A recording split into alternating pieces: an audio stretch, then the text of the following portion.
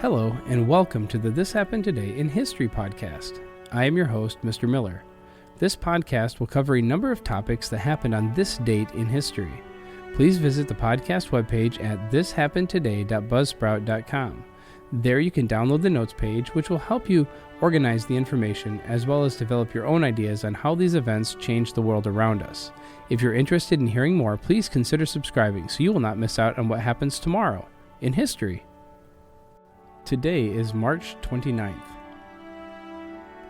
In 1943, the rationing of meat, cheese, butter, and cooking oil goes into effect when Americans are given ration books allowing the purchase of certain amounts of meat, cheese, butter, and cooking oils each month. This followed earlier rationing of gasoline. Soon after the Japanese attack on Pearl Harbor and America's subsequent entrance into World War II, it became apparent that voluntary conservation on the home front was not going to suffice this time around. Restrictions on imported foods, limitations on the transportation of goods due to shortage of rubber tires, and a diversion of agricultural harvest to soldiers overseas all contributed to the U.S. government's decision to ration certain essential items.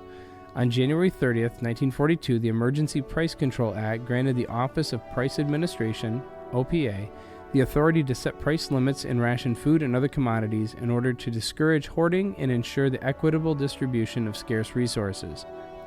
By the spring, Americans were unable to purchase sugar without government-issued food coupons.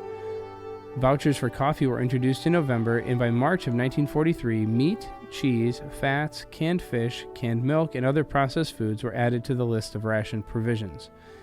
Every American was entitled to a series of war ration books filled with stamps that could be used to buy restricted items along with payment. And within weeks of the first issuance, more than 91% of the U.S. population had registered to receive them. The OPA allotted a certain amount of points to each food item based on its availability, and customers were allowed to use 48 blue points to buy canned, bottled, or dried foods, 64 red points to buy meat, fish, and dairy each month. That is, if the items were in stock in the market. Due to changes in the supply and demand of various goods, the OPA periodically adjusted point values, which often further complicated an already complex system that required home cooks to plan well in advance to prepare meals. Despite the fact that ration books were explicitly intended for the sole use by the named recipient, a barter system developed whereby people traded one type of stamp for another, and black markets began cropping up all over the country in which forged ration stamps or stolen items were illegally resold. By the end of the war, restrictions on processed foods and other goods like gasoline and fuel oil were lifted, but the rationing of sugar remained in effect until 1947. In 1973, the last United States troops left South Vietnam, ending America's direct military involvement in the Vietnam War. 2 months after the signing of the Vietnam Peace Agreement, the last U.S. combat troops left South Vietnam as Hanoi freed the remaining American prisoners of war held in North Vietnam. America's direct 8-year intervention in the Vietnam War was at an end.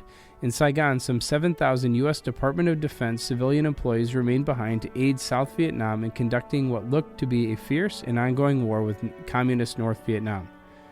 In 1961, after 2 decades of indirect military aid, U.S. President John F. Kennedy sent the first large force of U.S. military personnel to Vietnam to bolster the ineffectual autocratic regime of South Vietnam against the communist North.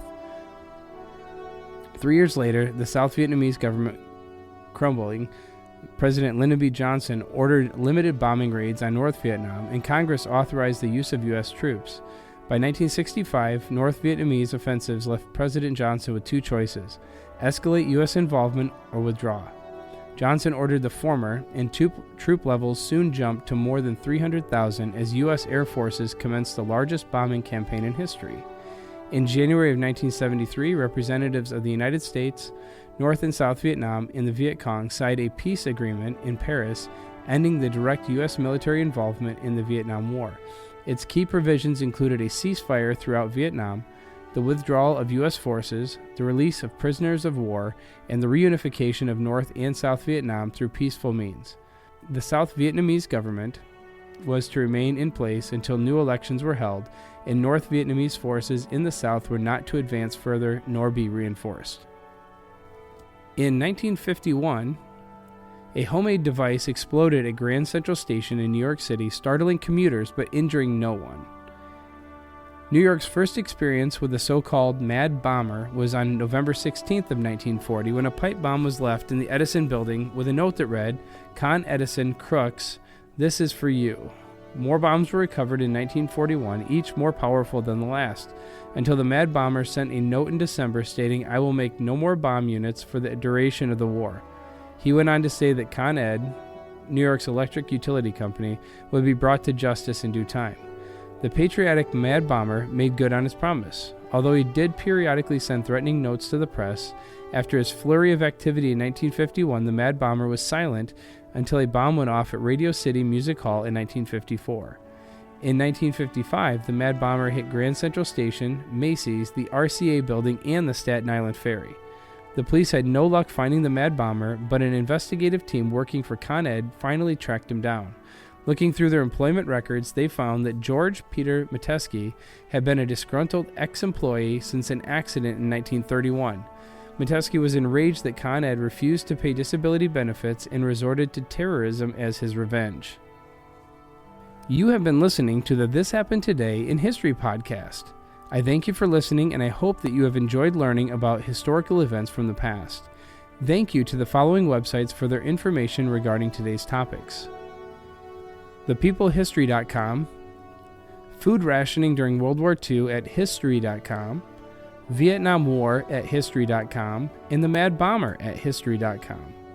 The music used as the background track for this podcast is Americana, created by Kevin MacLeod on Incompetech.com.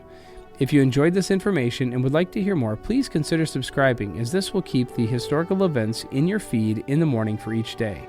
I hope you have a great day.